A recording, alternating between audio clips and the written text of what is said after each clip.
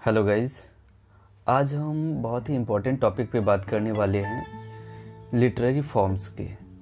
Literary forms को लेके आए हैं और इसमें आपको मैं बताऊंगा कि जो 4 ऑप्शंस दिए गए हैं, इन 4 ऑप्शंस को एक ब्रीफली एक्सप्लेन करेंगे अलग अलग, जैसे बैलेड को अलग, लिटरेरी को, यानी सबको अलग अलग एक्सप्लेन करके फिर इसके बाद इस क्वेश्चन को सॉल्व करेंगे।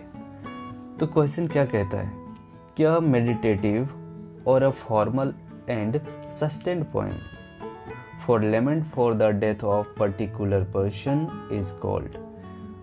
तो इसमें कहता है कि वैसा पोएम जो कोई व्यक्ति के मृत्यु पे, डेथ पे लिखा गया हो, जो उसकी यादगार के लिए लिखा गया हो,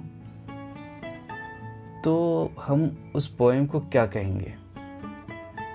क्या हम उसे बैलेड कहेंगे? क्या हम उसे लिरिक्स कहेंगे? क्या हम उसे ऑड कहेंगे? या तो हम फिर उसे एलेजी कहेंगे? क्या कहेंगे मेरे भाई? तो इसे अलग अलग, जैसे पहले मैंने बैलेड को एक्सप्लेन करता हूँ, उसके बाद में धीरे धीरे सबको एक्सप्लेन करेंगे, फिर आप खुद इसका जवाब ढूंढ के दोगे कि इसका क्या जवाब होना चाहिए और क्या है। तो ठीक है, बने रहिए वीडियो के साथ और स्टार्ट करते हैं बैलेड। बैलेड है क्या? बैलेड लिया कहाँ गया, मतलब बैलेड आया कैसे, और मतलब इसका मतलब होता क्या है? तो सबसे पहले आता है कि बैलेड एक फ्रेंच वर्ड है जो कि बेलियार से लिया गया है। इसका मतलब होता है डांस, कोई भी सॉन्ग पे डांस करना, उसे कहता था बेलियर, और इन्हीं वर्ड से बैलेड बना है। तो ठीक है, और बैलेड जो होता है फॉर्म्स ऑफ पोएम होता है, जो कि शॉर्ट स्टेंजा कह सकते हैं, या तो शॉर्ट स्टोरी के फॉर्म्स में भी होता है।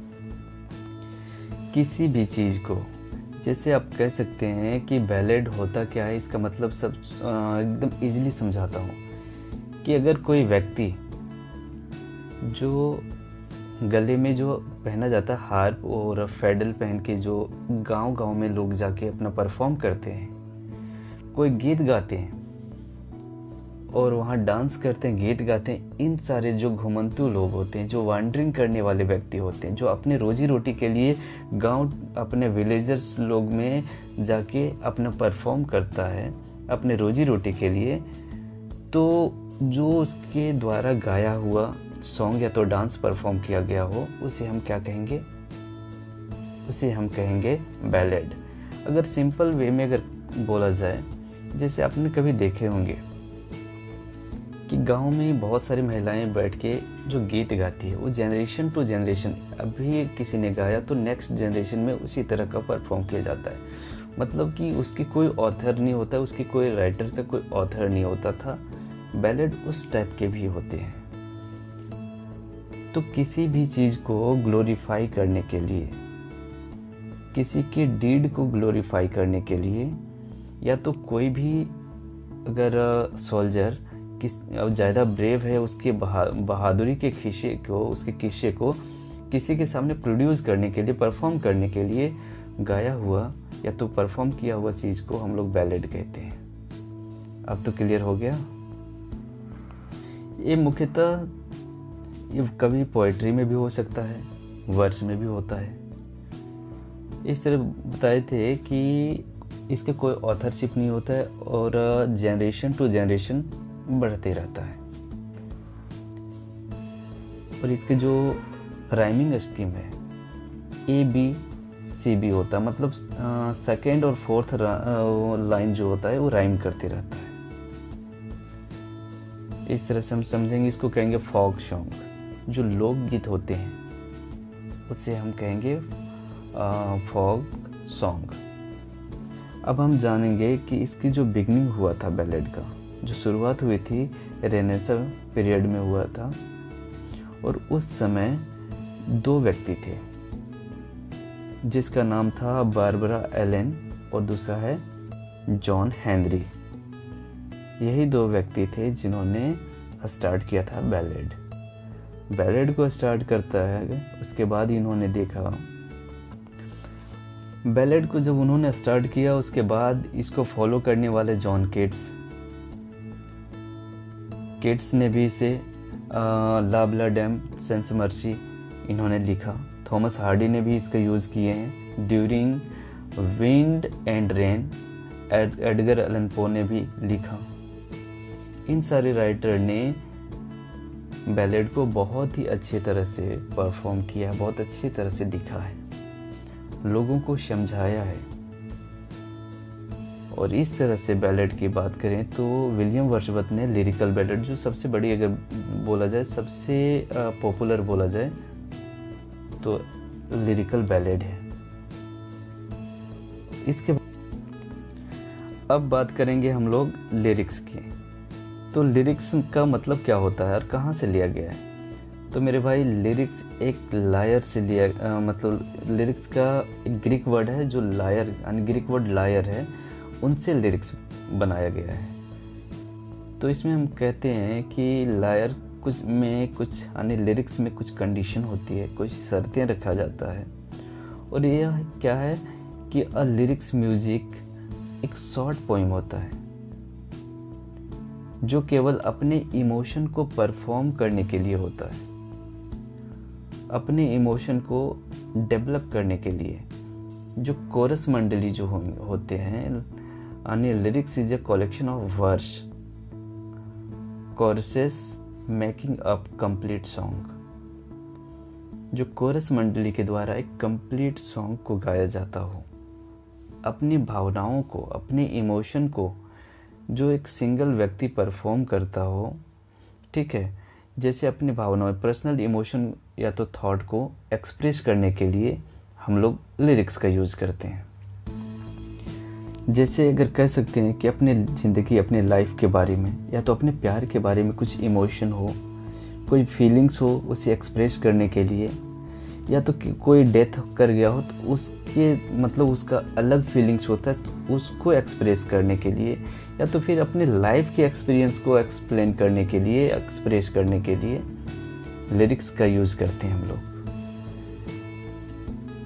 और अगर देखा जाए कि इस टर्म जो लिरिक है, इसका टर्म जो है एंशिएंट ग्रीक लिटरेचर में सबसे पहले किसने दिया था?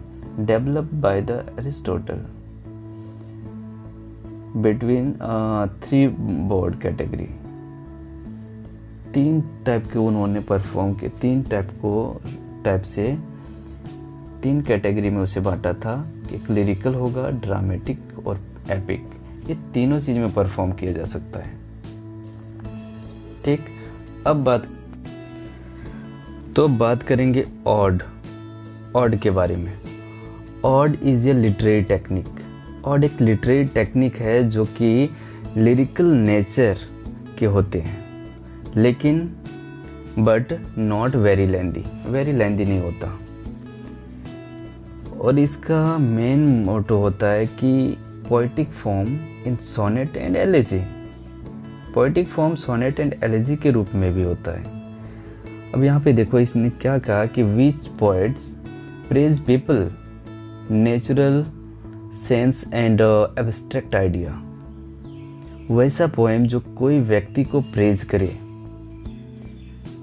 उसके नेचर को, नेचुरल सेंस को प्रेज करे, या तो फिर एब्स्ट्रैक्ट आइडिया को प्रेज करे, तो ऐसे पोएम जो सीरियस मैटर पे लिखा गया हो, जो एक सीरियस मैटर, सीरियस सब्जेक्ट पे लिखा गया हो, उसे हम क्या कहेंगे? ऑड। अगर और भी इजी बात करें तो from address to a person और ऑब्जेक्ट। किसी भी व्यक्ति को एड्रेस करने के लिए या तो कोई भी वस्तु को अगर एड्रेस करना हो तो ऑड के माध्यम से हम लोग एड्रेस करते हैं। चाहे कोई व्यक्ति हो या कोई पर्सन हो, तो उसे एड्रेस करने के लिए हम क्या करेंगे, कैसे उसे मतलब एड्रेस कर सकते हैं? एज अ ऑड के माध्यम से हम लोग उसे hail to the blithe spirit. To skylark में जो लिखा गया जो पहली लाइन है, इसमें क्या कहता है? हेल का मतलब होता है प्रसन्न, हैप्पीनेस। उसके बाद आता है ब्लीथ। ब्लीथ के मतलब क्या होगा? जॉयफुली। और स्पिरिट मतलब होता है आत्मा। तो यहाँ पोएट कहना चाहता है स्काईलार्क से कि तुम्हारी उसकी आत्मा, स्काईलार्क की आत्मा से कहता है कि तुम खुशियाँ मनाओ। तुम्हारी उसकी आत्मा से कहता है तुम खुशियाँ मनाओ, तुम प्रसन्न रहो। यानी इसमें से किसी के माध्यम से ऑड में किसी को प्रेज करने के लिए इन्होंने लिखा था। अब बात करते हैं कि किस किस मैटर पे ऑड का यूज़ करते हैं हम लोग, कहाँ कहाँ करेंगे। तो अगर कभी पब्लिक मीटिंग्स हो जाए, पब्लिक इवेंट अगर हो रहा हो, वहाँ पे हम लोग यूज़ करते हैं। उस इवेंट पे हम लोग ऑड लिखते हैं। फिर कोई राजा का कोरोनेशन हो रहा है, राज तिलक हो रहा हो, वहाँ पे उस पे ऑड लिखा जाता है। अगर कोई सम्मानीय व्यक्ति का अगर डेथ हो जाए तो हम लोग वहाँ भी ऑड लिखते हैं। अगर सपोज कीजिए जिस तरह से अगर देखें, O captain my captain, Walt Whitman का लिखा हुआ बहुत ही अच्छा ऑड है। जब अमेरिका के कैप्टन अब्राहम लिंकन का डेथ हो गया था, तब उसके ऊपर उन्होंने ऑड लिखा था। तो इस तरह से किसी भी इवेंट, किसी भी कोरोनेशन, किसी किंग का कोरोनेशन या तो किसी का डेथ पे लिखा जाए, उसे हम ऑड कहते हैं। इस तरह अगर देखते हैं तो ऑड हमारे 3 टाइप्स के होते हैं। पहला हमारा होता है पिंडारिक ऑड, दूसरा हमारा क्या हो जाता है, हॉरेशियन ऑड, और तीसरा इर्रेगुलर ऑड। इन तीनों में से जो हॉरेशियन ऑड है काफ़ी पॉपुलर रहा था उस वक्त और अभी भी है। तो बात करते हैं हम पिंडारिक। पिंडारिक ऑड एक ग्रीक राइटर पिंडार ने जनरेट किया था। उसका ओरिजिन जो है पिंडारिक ऑड का ओरिजिन एक राइटर जो पिंडार है उसके थ्रू हुआ था। और क्या था इसमें?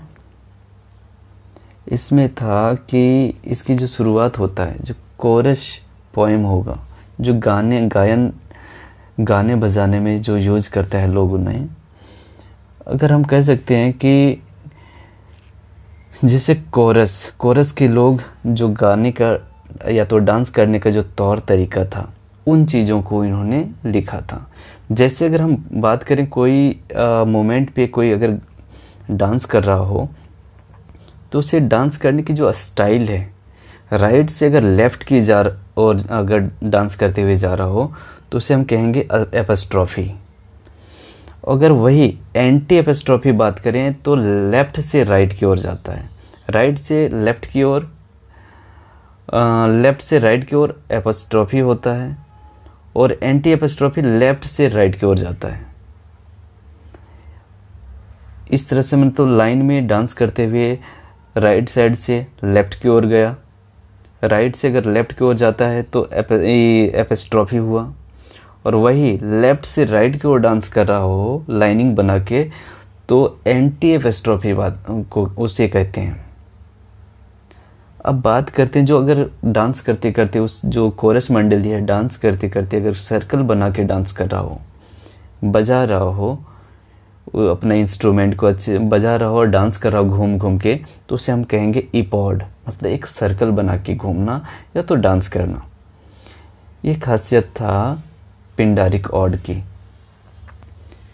और इस अगर बात करें कि पिंडारिक ऑड जो है, पिंडारिक ऑड को थॉमस ग्रे नाम सुने होंगे। थॉमस ग्रे ने उस पे 2 ऑड लिखा था, progress of poesy and the bard. 2 ode Gray साहब। अब बात करते हैं हॉरेशियन ऑड के बारे में। हॉरेशियन ऑड रोमन पोएट हॉरेस के द्वारा इन्वेंट किया गया था। इसमें क्या होता था हॉरेशियन ऑड में कि कोई भी व्यक्ति या तो कोई भी चीज़ को कंपैरेटिवली फॉलो करते थे, कंपैरेटिवली लिखते थे, मेडिटेटिव या तो फिर रेस्ट्रेंट करते थे। अब बात करेंगे हम कौन कौन से राइटर इसे फॉलो किए थे। हॉरेशियन ऑड के ऊपर बेस्ट किसने लिखा है? तो बेन जॉनसन, केट्स, सैली, टेनिसन और वर्ड्सवर्थ। एस.टी. कोलरिज, इन सारे राइटर ने होरेशियन ऑड को बहुत ही अच्छे से फॉलो किया था। इसने बहुत ही अच्छे अच्छे ऑड्स को लिखे थे, बहुत सारे ऑड को इन्होंने होरेशियन ऑड के थीम पे लिखा है। अब इसमें अगर फेमस ऑड के बारे में बात करें तो इसमें फेमस ऑड आता है सबसे पहले बेन जॉनसन की ऑड टू हिमसेल्फ। उसके बाद लॉर्ड टेनिसन का आता है ऑड टू वर्जिल। इसके बाद किड्स के बारे में अगर बात करें तो किड्स के बारे में बात करें तो टू अ नाइटिंगेल। वर्ड्सवर्थ की बात करें तो वर्ड्सवर्थ ने लिखा था ऑड टू ड्यूटी। और फिर एक आता है कॉली का, कॉलिंग ने लिखा था ऑड टू इवेंट। इस तरह से हमने देखा कि होरेशियन ऑड को इन लोगों ने बहुत ही अच्छे से परफॉर्म किया था। अब इर्रेगुलर ऑड जो अब्राहम कावले द्वारा लिखा गया था, इसे इर्रेगुलर को कावले ऑड भी कहते हैं। इन ऑड को मतलब इर्रेगुलर ऑड का मतलब होता है जिसमें स्टेंजा जो इर्रेगुलर वे में परफॉर्म किया गया हो, लिखा गया हो, जिसका राइमिंग स्कीम से कोई लेना देना नहीं होता। कोई लाइन अगर छोटा या बड़ा हो जाए या तो एक राइम में नहीं लिखा जाता है, इर्रेगुलर वे में लिखा जाता हो, उसे हम कहते हैं इर्रेगुलर ऑड। तो दोस्तों, थैंक यू वेरी मच।